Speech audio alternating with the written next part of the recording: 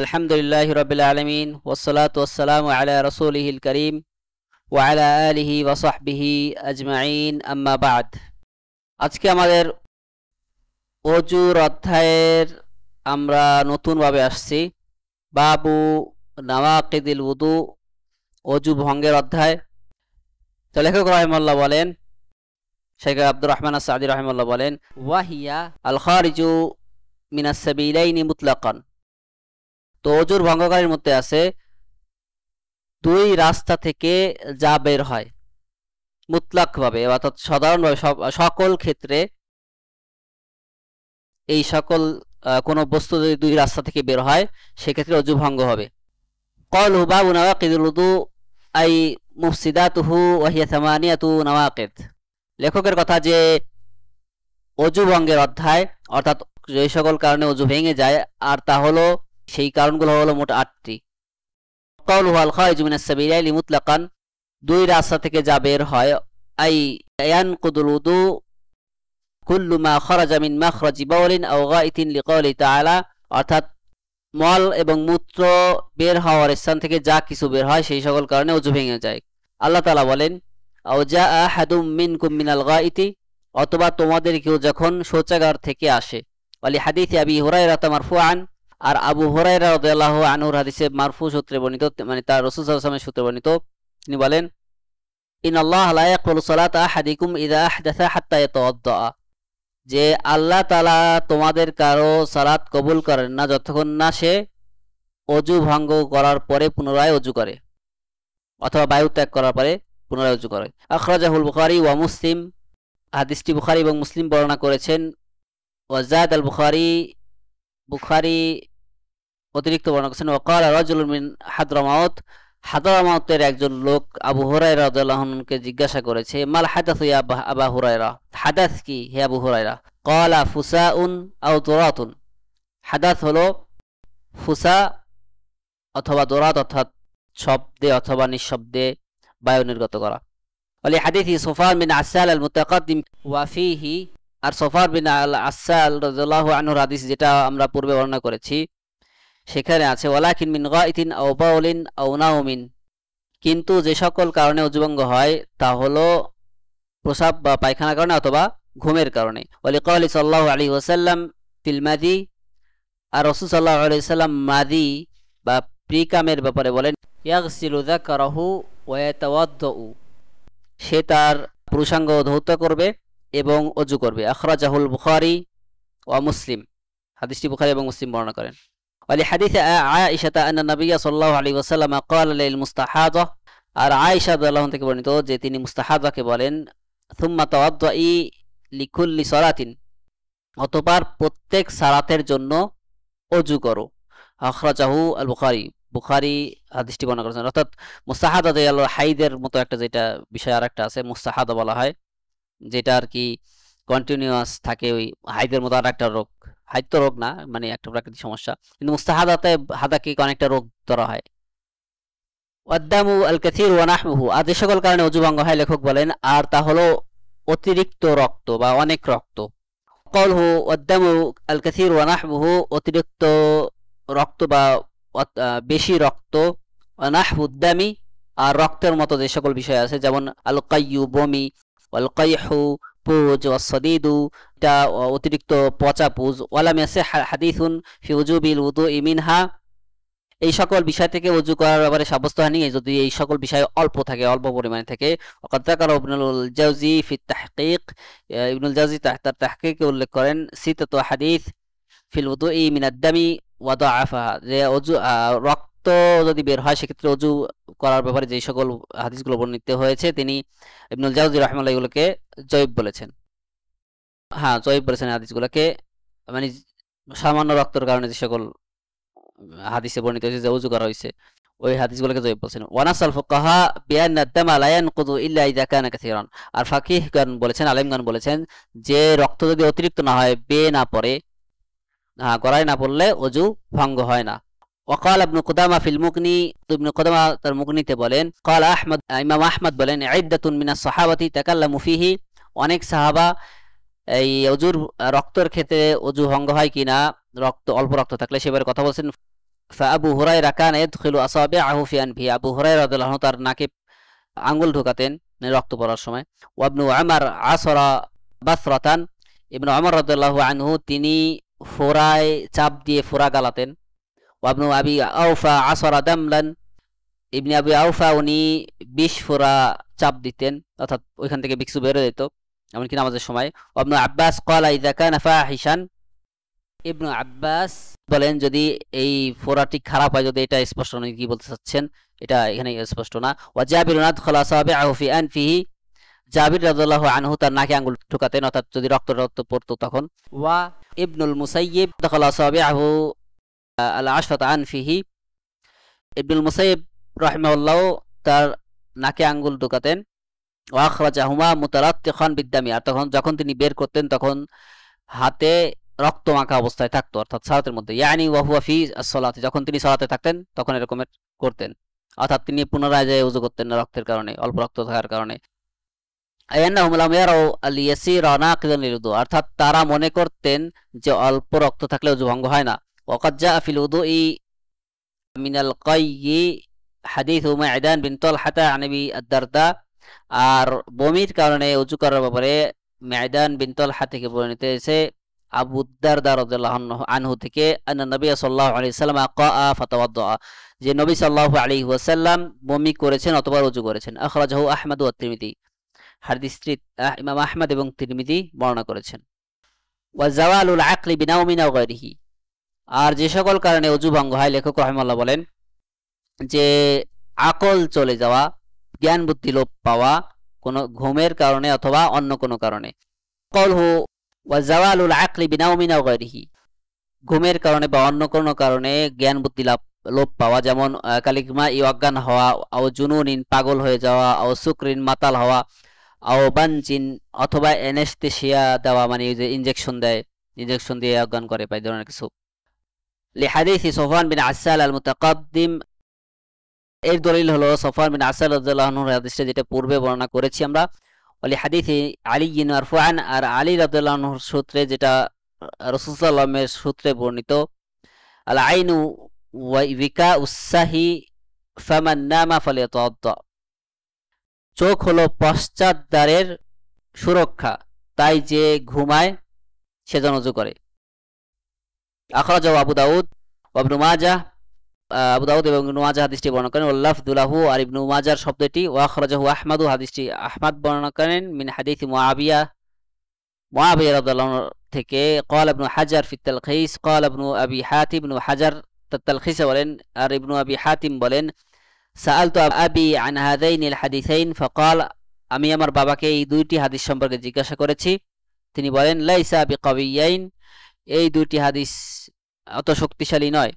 وقال أحمد حديث علي أثبت من حديث معاوية في هذا الباب, মুআবিয়া রাদিয়াল্লাহু আনহু হাদিস থেকে আলী রাদিয়াল্লাহু আনহুর হাদিসটি অধিক শক্তিশালী। ওয়া হাসান আল মুনযিরি ওয়া ইবনু আস-সালাহ ওয়া নববী হাদিস আলী, মুনযিরি, ইবনু সালাহ এবং নববী রাহিমাহুল্লাহ আলী রাদিয়াল্লাহু আনহুর হাদিসটাকে হাসান বলেছেন। ওয়া ক্বালুহু উইকা উসাহি, আল উইকা হুয়া মা ইয়ারবুতু বিহি, উইকা উসাহি হাদিসের মধ্যে যা আছে, উইকা উসাহি অর্থাৎ পশ্চাৎ দ্বারের সুরক্ষা। আল উইকা হুয়া মা ইয়ারবুতু বিহি, উইকা হলো যা দিয়ে কোনো কিছু বেঁধে রাখা হয়। ওয়াসাহু ইউআব্বারু বিহি আনিদ দুবরি, আর সাহ এর অর্থ হলো পশ্চাৎ দ্বার। আই আন্নাহু মাদামা মুনতাবিহান ফাইন্নাহু ইয়াতাহাররাজু মিন খুরুজির রিহ, অর্থাৎ সে যতক্ষণ পর্যন্ত জেগে থাকবে সে ততক্ষণ পর্যন্ত তার বায়ু নির্গত হবে না, নির্গত হলেও সে টের পাবে বা ইচ্ছাকৃতভাবে নির্গত করবে। আম্মা নাউ লিয়াসির আল্লাযী লা ইয়াজুলু মাআহু শুউর ফালা ইয়ানকুদু লিহাদিসি আনাস, আর সামান্য ঘুম, যদি ঘুম অনেক সামান্য পরিমাণে হয় বা সামান্য সময় থাকে, তবে এই ঘুম ওযু ভঙ্গ করবে না, কারণ যেমনটা আনাস রাদিয়াল্লাহু আনহু হাদিস থেকে বর্ণিত হয়েছে, যেমন কেউ একটু ঝিমাই নিল একটু, তিনি বলেন উকিমাতিস সালাতু ওয়া রাজুলুন ইউনাজি রাসূলুল্লাহ সাল্লাল্লাহু আলাইহি সাল্লাম, সালাতের ইকামত দেওয়া হয়ে গেছে এবং একজন লোক রাসূল সাল্লাল্লাহু আলাইহি ওয়াসাল্লামকে ডাকতেছিল যে আসেন সালাতের জন্য। আচ্ছা, রাসূলকে সাথে কথা বলতেছিলেন নিবৃতে ইকামতের সময়। ফামাজালা ইউনাজিহি হাত্তা নামা আসহাবুহু, আর লোকে উনি রাসূল সাল্লাল্লাহু আলাইহি ওয়াসাল্লামের সাথে ওই একজন লোক তিনি কথা বলতেছিলেন এমনকি তার সাহাবীরা ঘুমিয়ে গেছেন, ইকামত দেওয়া হয়ে গেছে এর মধ্যে। সুম্মা কামা ফাসাল্লা, অথবা রাসূল সাল্লাল্লাহু আলাইহি ওয়াসাল্লাম দাঁড়ালেন এবং সালাত আদায় করলেন। আখরাজাহুল বুখারী ওয়া মুসলিম, হাদিসটি বুখারী এবং মুসলিম বর্ণনা করেন। মানে সাহাবীরা সামান্য ঘুমাইছিল এই কথা বোঝাইছে। ওই ঘুম না, মানে ঘুমায় গেছে বলতে হ্যাঁ বসে বসে ঘুমাইছে ওই ঘুম না, ঠিক বুঝছেন। ওয়াকলু লাহমিল জাজুর, আর উটের মাংস খাওয়া এর কারণে ওযু ভঙ্গ হয়। ক্বাউলুহু ওয়াকলু লাহমিল জাজুর লিহাদিসি জাবির বিন সামুরা আল-আতি, আর এর দলিল হলো জাবির বিন সামুরা রাদিয়াল্লাহু আনহুর হাদিসটি যা সামনে আসবে। ওয়া মাসসুল মারআতি বিশাহওয়াতিন, আর স্ত্রীকে স্পর্শ করা অথবা নারী লোককে স্পর্শ করা শাহওয়ার সাথে বা প্রবৃত্তির সাথে বা আকাঙ্ক্ষার সাথে, মিন গায়রি হাইলিন লিকাউলি তাআলা, কোনো পর্দা ছাড়া, কোনো কাপড় বা কোনো ই ছাড়া যদি স্পর্শ করা হয়। কারণ আল্লাহ তাআলা বলেন আওলা মাসতুমুন নিসা, অথবা যদি তোমরা নারীদেরকে স্পর্শ করো। ওয়াহাদা আলাল কওলি বিআন্নাল মুরাদ বিহি মা দুনাল জিমা, আর এটা তাদের মত অনুযায়ী যারা বলে যে ওযু ভঙ্গ হয় যদি মিলন ছাড়াও অন্য কারণে যা ওযু ভঙ্গ হয়, যাদের মত, তাদের মতে আপনার এই আয়াত দিয়ে যারা দলিল দেয় আওলা মাসতুমুন নিসা, অথবা তোমরা যখন নারীদেরকে স্পর্শ করো তখন ওযু করো, আয়াতটা যেটা আছে, তো তাদের মতে ওযু ভঙ্গ হয় যারা এটা ধরে। ওয়াকাইদাহুল মুআল্লিফু বিশাহওয়াতি, আর লেখক রাহিমাহুল্লাহ শাহওয়া বা প্রবৃত্তিকে এর অন্তর্ভুক্ত করেছেন, মানে শর্ত হিসেবে অন্তর্ভুক্ত করেছেন যে সব প্রবৃত্তি ছাড়া যদি স্পর্শ করা হয় তাহলে ওযু ভাঙবে না। লিআন্নাহু ওয়ারাদাত আহাদিস ফিহা মাসসুন মিনান নবী সাল্লাল্লাহু আলাইহি ওয়াসাল্লাম লিল মারআতি ফিস সালাতি, কারণ হাদিসে বর্ণিত হয়েছে যে নবী সাল্লাল্লাহু আলাইহি ওয়াসাল্লাম তার স্ত্রীকে সালাতের মধ্যে স্পর্শ করেছেন। ওয়া হুয়া ইয়াদুল্লু আলা আন্না আল মাসসা বিগাইরি শাহওয়া লা ইয়ানকুদুল উযু, আর এখান থেকে প্রমাণিত হয় যে শাহওয়া বা প্রবৃত্তি ছাড়া স্ত্রীকে স্পর্শ করলে ওযু ভঙ্গ হয় না। মিনহা হাদিসু আয়েশা ক্বালাত, এর মধ্যে আয়েশা রাদিয়াল্লাহু আনহা হাদিস বর্ণিত হয়েছে, তিনি বলেন কুনতু আনামু বাইনা ইয়াদাই রাসূলিল্লাহি সাল্লাল্লাহু আলাইহি ওয়াসাল্লাম, আমি রাসূল সাল্লাল্লাহু আলাইহি ওয়াসাল্লামের সামনে ঘুমাতাম। ওয়া রিজলাইয়া ফি কিবলাতিহি, আর আমার পা থাকতো রাসূল সাল্লাল্লাহু আলাইহি ওয়াসাল্লামের কিবলার দিকে।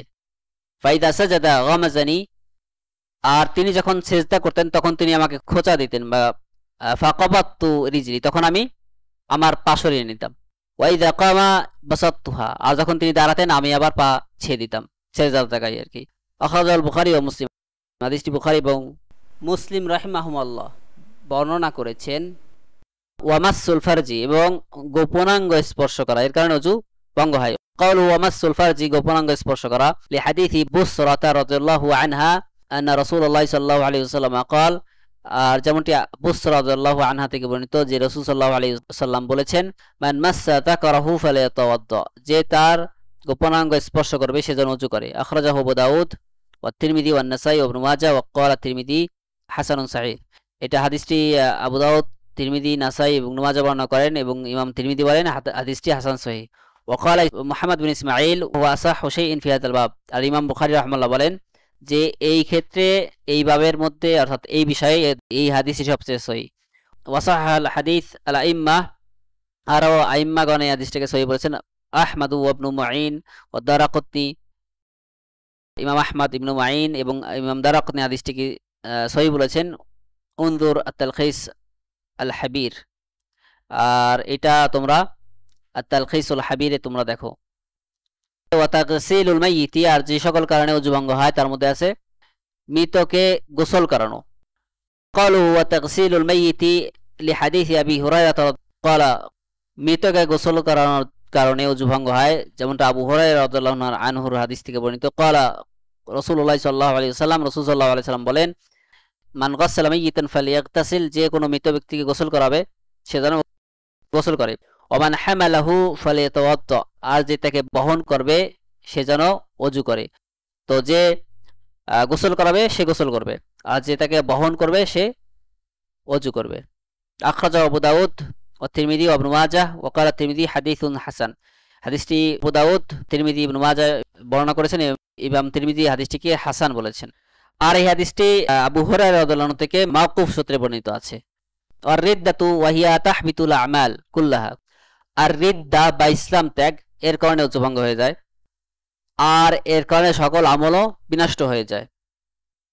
ক্বালুহু আর রিদ্দাতু ওয়া হিয়া তাহবিতুল আমাল কুল্লাহা লিকাউলিহি তাআলা, আর রিদ্দা বা ইসলামের ত্যাগের কারণে সকল আমল বিনষ্ট হয়ে যায়, আর আল্লাহ তাআলা বলেন ওয়া মান ইয়াকফুর বিল ঈমানি ফাকাদ হাবিতা আমালুহু, আর যে ঈমান ত্যাগ করবে তার সকল আমল বিনষ্ট হয়ে যাবে।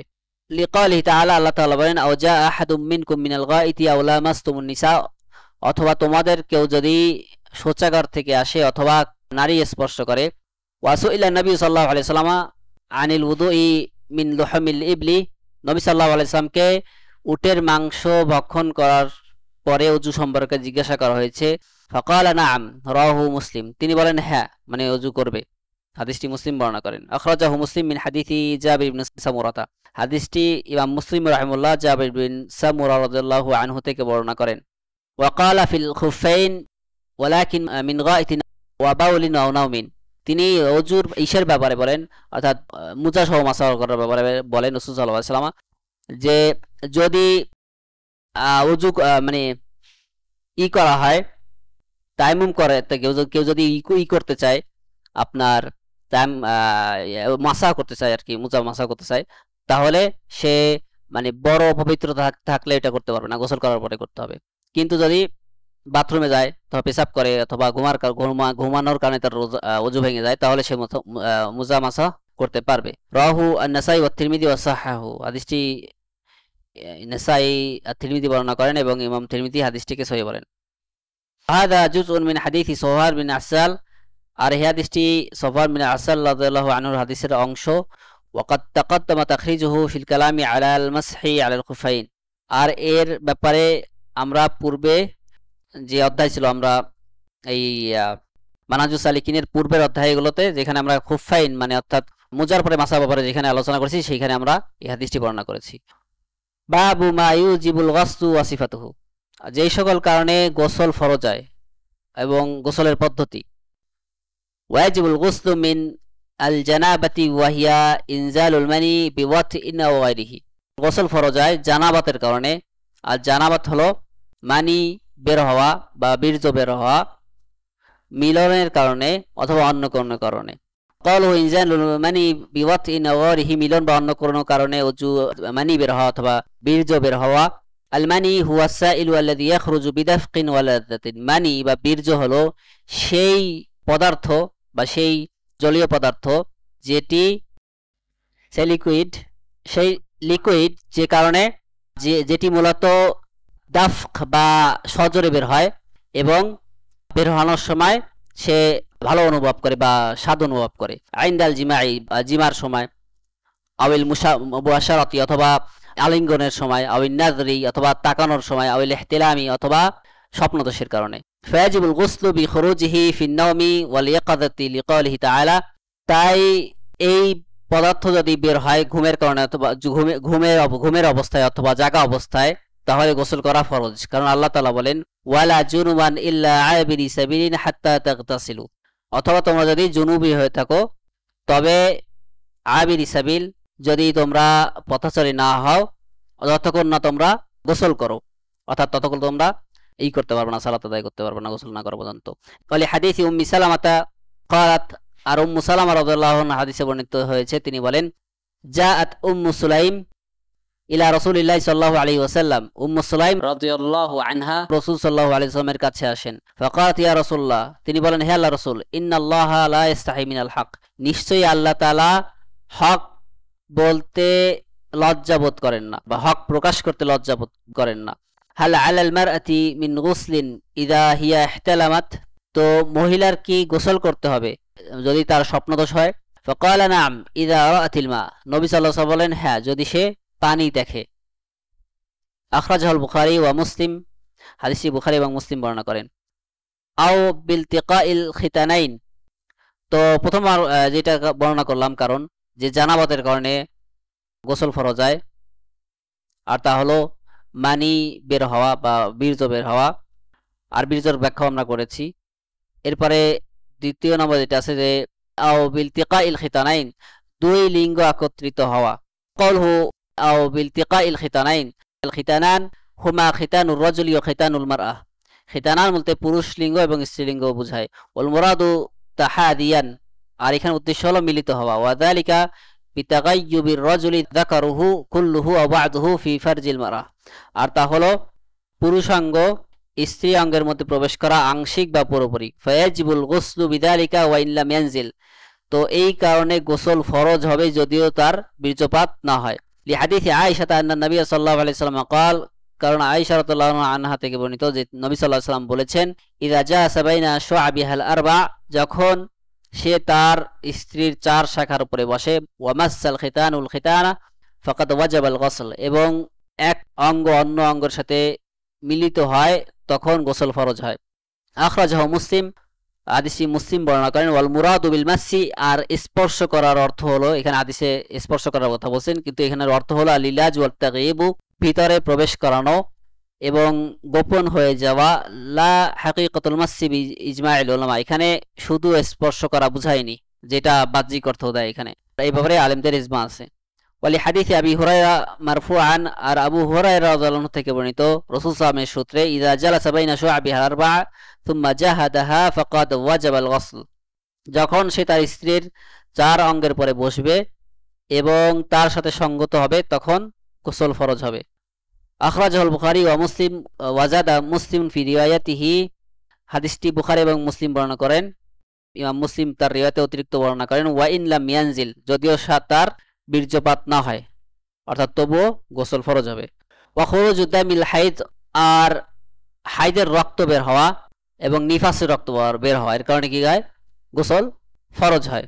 ক্বাল হুয়া খুরুজুদ দামিল হাইদ ফায়াজিবুল গুসলু ইযা তাহুরাতিল হাইদু, হাইজের রক্ত বের হওয়া, এই কথা লেখক রাহিমাহুল্লাহ বলেছেন, অর্থাৎ গোসল ফরজ হয় যখন একজন হাইজ, অর্থাৎ যখন একজন মাসিক বা ঋতুবতী মহিলা হাইদ থেকে পবিত্র হয়, হাইদ শেষ হয় বলতে, হাইদ থেকে পবিত্র হয় বলতে হাইদ শেষ হয় বুঝাইছে। লিকালি তাআলা, কারণ আল্লাহ তাআলা বলেন, ওয়ালা তাকরাবুহুন্না হাত্তা ইয়াতহুরনা ফাইযা তাতাহহারনা ফাতুহুন্না মিন হাইথু আমারাকুমুল্লাহ, তোমরা তাদের নিকটবর্তী হও না যতক্ষণ না তারা পবিত্র হয়, আর যখন তারা পবিত্র হবে তখন তাদের কাছে এসো যেভাবে আল্লাহ তাআলা তোমাদেরকে আদেশ করেছেন। ওয়া মা'না কওলিহি ফাইযা তাতাহহারনা, আর আল্লাহ তাআলার কথা, আল্লাহ তাআলার বাণী যে যখন তারা পবিত্র হবে, আই ইগতাসালনা, অর্থাৎ যখন তারা গোসল করবে। ওয়ালি হাদিসে আয়েশা, আর আয়েশা রাদিয়াল্লাহু আনহা হাদিসে বর্ণিত, আন্না উম্মু হাবিবাতা বিনত জাহশিন শাকাত ইলা রাসূলিল্লাহি সাল্লাল্লাহু আলাইহি ওয়াসাল্লাম, যে উম্মু হাবিবা বিনত জাহশ রাদিয়াল্লাহু আনহা রাসূল সাল্লাল্লাহু আলাইহি ওয়াসাল্লামের কাছে তার সমস্যার কথা বলেছিলেন। ফাকালা লাহা, তখন রাসূল সাল্লাল্লাহু আলাইহি ওয়াসাল্লাম তাকে বলেন, উমকুসি কদরা মা কানাত তাহবিসুকি হাইদাতুকি সুম্মা ইগতাসিলি, তুমি সেই পরিমাণ সময় অবস্থান করো যেই পরিমাণ সময়ে পূর্বে তুমি অবস্থান করতে তোমার হাইদের কারণে, অর্থাৎ তোমার হাইদ আগে কন্টিনিউয়াস ছিল, মানে একটা রুটিন ছিল, কিন্তু এখন রুটিন ভঙ্গ হয়ে ইস্তেহাদা হয়ে গেছে, এই কারণে রাসূল সাল্লাল্লাহু আলাইহি ওয়াসাল্লাম তাকে পরামর্শ দিয়েছেন যে তোমার আগের রুটিন ফলো করো, কারণ এখন আর হাইদ মানে ইস্তেহাদা বন্ধ হচ্ছে না, অনেক মহিলার চলতে থাকে বন্ধ হয় না, সেক্ষেত্রে আগে যে রুটিন ছিল সেই রুটিন ফলো করে। ওয়া মাউতু গায়রি শাহীদ, আর শহীদ ব্যক্তি ব্যতীত যদি অন্য কেউ মৃত্যুবরণ করে তবে তার জন্য গোসল করা ফরজ, তার জন্য না, তাকে গোসল করে দেওয়া কি ফরজ। ক্বালুহু ওয়া মাউতু গায়রি শাহীদ, শহীদ বাদে অন্য কারো মৃত্যু হওয়া, ওয়াল মাউতু ইউজিবুল গোসল, মৃত্যুর কারণে গোসল করা ওয়াজিব হয়। লিহাদিসি উম্মি আতিয়া রাদিয়াল্লাহু আনহা ক্বালাত, যেমনটি উম্মু আতিয়া রাদিয়াল্লাহু আনহা হাদিসে বর্ণিত হয়েছে, তিনি বলেন, দাখালা আলাইনা রাসূলুল্লাহ সাল্লাল্লাহু আলাইহি ওয়াসাল্লাম, রাসূল সাল্লাল্লাহু আলাইহি ওয়াসাল্লাম আমাদের কাছে আসলেন, ওয়া নাহনু নুগাসসিলু ইবনাতাহু, আর আমরা তখন তার মেয়েকে গোসল করাচ্ছিলাম, তার মেয়ের গোসল করাচ্ছিলাম, কারণ রাসূলের একজন মেয়ে মারা গিয়েছিলেন। ফাকালা ইগসিলনাহা সালাসান আও খামসান আও আকসারা মিন যালিকা বিমাইন ওয়া সিদরিন, তোমরা তাকে 3 বার 5 বার অথবা এর অধিকবার গোসল করাও পানি এবং বড়ই পাতা দিয়ে। আল হাদিস আখরাজাহুল বুখারী ওয়া মুসলিম, হাদিসটি বুখারী এবং মুসলিম বর্ণনা করেন। ওয়া আম্মা শাহীদ ফালা ইয়াজিবু তাগসিলুহু লিহাদিসি জাবির রাদিয়াল্লাহু আনহু, আর শহীদকে শহীদের গোসল করানো ওয়াজিব নয়, যেমনটা জাবির রাদিয়াল্লাহু আনহু থেকে বর্ণিত, আন্না নবী সাল্লাল্লাহু আলাইহি ওয়াসাল্লাম আমারা বিদাফনি কাতলা উহুদ ফি দিমাইহিম, যে নবী সাল্লাল্লাহু আলাইহি ওয়াসাল্লাম উহুদের শহীদদেরকে তাদের রক্ত সহ দাফন করতে আদেশ করেছেন। ওয়ালাম ইউগাসসিলু ওয়ালাম ইউসাল্লা আলাইহিম, তিনি তাদেরকে গোসল করানো হয়নি এবং তাদের জন্য সালাতও আদায় করা হয়নি, জানাজার সালাতও আদায় করা হয়নি। আখরাজাহুল বুখারী, হাদিসটি বুখারী বর্ণনা করেন।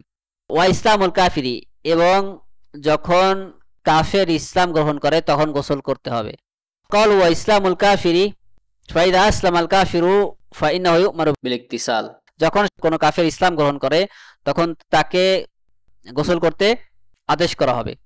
লিহাদিসি কাইস বিন আসিম, যেমনটি কাইস বিন আসিম রাদিয়াল্লাহু আনহুর হাদিস থেকে বর্ণিত হয়েছে, আন্নাহু লাম্মা আসলামা আমারাহু নবী সাল্লাল্লাহু আলাইহি ওয়াসাল্লাম আইয়াগতাসিলা বিমাইন ওয়া সিদরিন, যখন সে ইসলাম গ্রহণ করেছিল তখন নবী সাল্লাল্লাহু আলাইহি ওয়াসাল্লাম তাকে পানি এবং বড়ই পাতা দিয়ে গোসল করার আদেশ করেছিলেন। আখরাজাহু আবু দাউদ ও তিরমিজি ওয়া ক্বালা তিরমিজি হাদিসুন হাসান, হাদিসটি আবু দাউদ এবং তিরমিজি বর্ণনা করেন এবং ইমাম তিরমিজি বলেন হাদিসটি হাসান। ওয়া ক্বালা তাআলা ওয়ালা তাকরাবুহুন্না হাত্তা ইয়াতহুরনা ফাইযা তাতাহহারনা ফাতুহুন্না মিন হাইথু আমারাকুমুল্লাহ আলায়া আই ইগতাসিলনা। ওয়াকাদ আমারা নবী সাল্লাল্লাহু আলাইহি ওয়াসাল্লাম বিল গসলি মিন তাকসিলিল মাইয়িত, আর আল্লাহ তাআলা বাণী, তাদের নিকটবর্তী হয় না যতক্ষণ না তারা পবিত্র হয়, আর যখন তারা পবিত্র হবে তখন তাদের কাছে আগমন করো, যেভাবে আল্লাহ তাআলা তোমাদেরকে আদেশ করেছেন। আর হাত্তা ইয়াতাহহারনা বলতে বোঝানো হয়েছে যতক্ষণ না তারা পবিত্র হয়, আই ইযা ইগতাসালনা, যখন তারা গোসল করে। আর নবী সাল্লাল্লাহু আলাইহি ওয়াসাল্লাম মৃতকে গোসল করানোর কারণে গোসল করতে আদেশ করেছেন, অর্থাৎ যদি কোনো ব্যক্তির মৃত ব্যক্তিকে গোসল করায় তবে তার জন্য গোসল করতে হবে। قالوا وقد أمر النبي صلى الله عليه وسلم بالغسل من تغسيل الميت, আর লেখকের কথা যে নবী সাল্লাল্লাহু আলাইহি সাল্লাম মৃতকে গোসল করানোর কারণে গোসল করতে আদেশ করেছেন। ওয়াদালিকা ফি হাদিসি আবি হুরায়রা, আর এটা আবু হুরায়রা রাদিয়াল্লাহু আনহুর হাদিসে আছে, মান গাসালা মাইয়িতান ফালিয়াগতাসিল, যে ব্যক্তি মৃত ব্যক্তিকে গোসল করায় সে যেন গোসল করে। ওয়া মান হামালাহু ফালিয়াতাওয়াদ্দা, আর যে ব্যক্তি তাকে ওযু করায়, তাকে বহন করে, তাই সে যেন ওযু করে। ওয়া তাকাদ্দামা ফি বাবি নাওয়াকিদ উযু, আর ওযু ভঙ্গের কারণের মধ্যে যে সকল কারণ আমরা উল্লেখ করেছি সেই হাদিসে, সেখানে এর তাখরিজ অর্থাৎ সে এর রেফারেন্স বর্ণনা করা হয়ে গিয়েছে। আন্না তিরমিজি ক্বালা, যে ইমাম তিরমিজি বলেন, ইন্নাহু ক্বাদ রুবিয়া মাওকুফান, যে এই হাদিসটি মাওকুফ সূত্রে অর্থাৎ সাহাবীদের সূত্রে বর্ণিত হয়েছে।